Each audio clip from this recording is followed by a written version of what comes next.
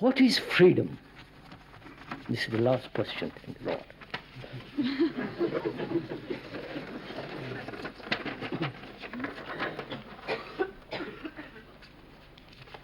What is freedom?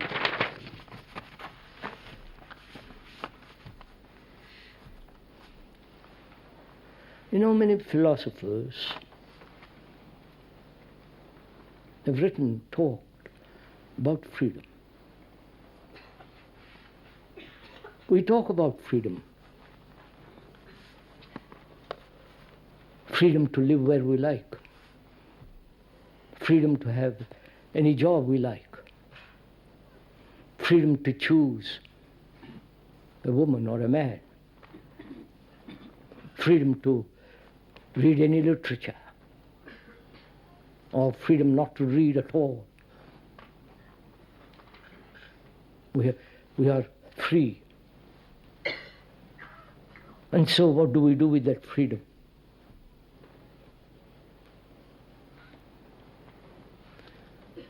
We use that freedom to express ourselves, to do what we like. Right? Whatever we like.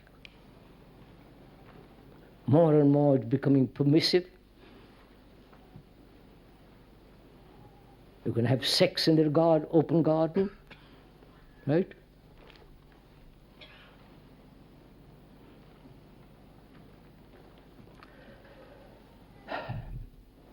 We have every kind of freedom. And what have we done with that freedom?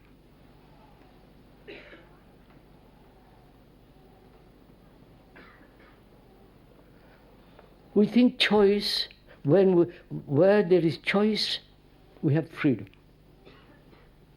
I can go to Italy, to France, or choice. Only I have to have a passport and a visa. And does choice give freedom? Please follow me.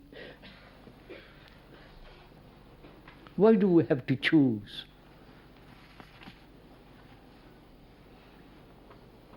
If you are very clear, purely perceived, clear, there is no choice. Out of that comes right action.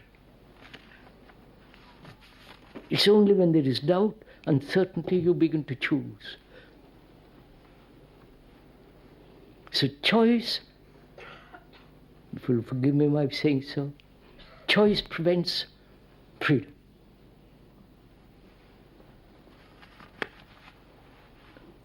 And the totalitarian states have no freedom at all. Because they have the idea that freedom brings about degeneration of man. Therefore control, suppress. You follow, you know what's happening, all the rest of it. So what is freedom? Is it based on choice? Is it to do exactly what we like? Some of the psychologists are saying, if you feel something, do it immediately. Don't suppress it, don't restrain it, don't control it, don't express. And we are doing that very well too. And it's called also freedom.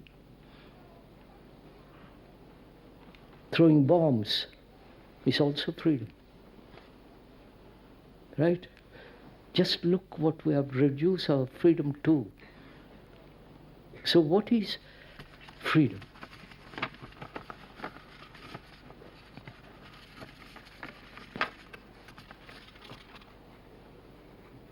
Does freedom lie out there or here?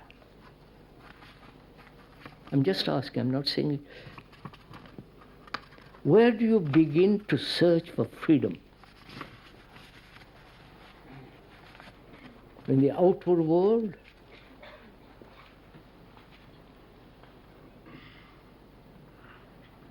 Which is to express and do act whatever you like, the so-called individual freedom.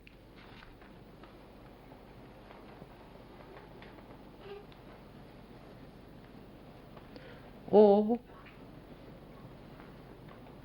does freedom begin inwardly,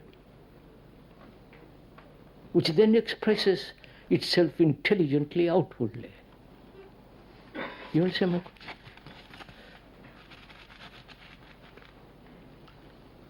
That is, freedom must begin when there is no, freedom exists only when there is no confusion. Right?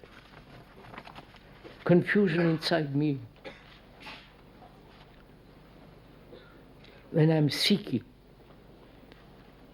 perhaps psychologically, religiously, not to be caught in any trap. You understand?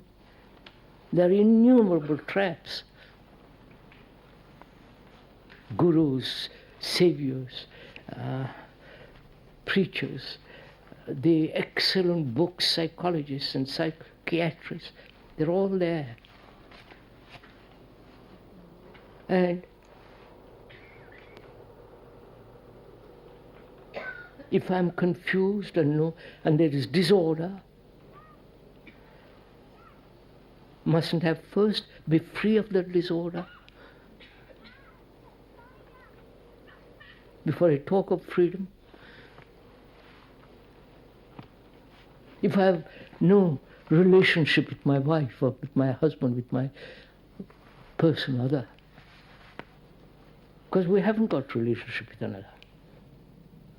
Our relationship is based on images.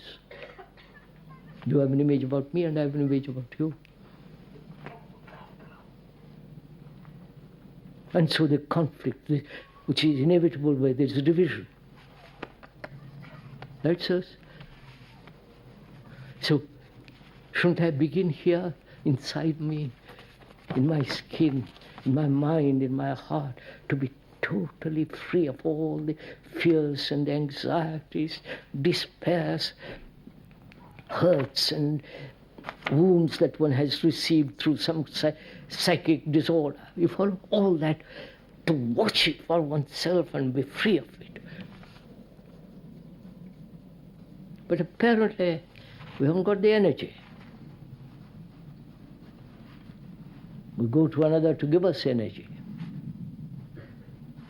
The psychiatrist gives us, by talking to him, you feel much more relieved. You follow? Confession and all the rest of it. Always depending on somebody else.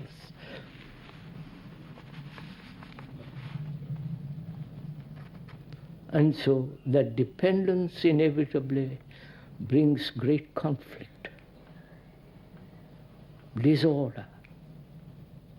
So one has to begin to understand the depth and the greatness of freedom. One must begin quite near. And the nearest is you.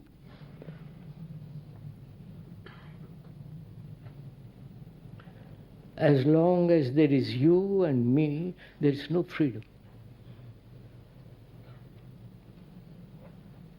As long as you have your prejudice and my prejudice, your experience, my, etc., so on, so on, there is no freedom. We can express, we can criticize each other, we can do all that. That's what's called freedom. The right to think what you like. But the freedom, the greatness of freedom and the enormity, the dignity, the beauty of it is when in oneself and there is completely order. And that order comes only when we are light to ourselves. Right, sir?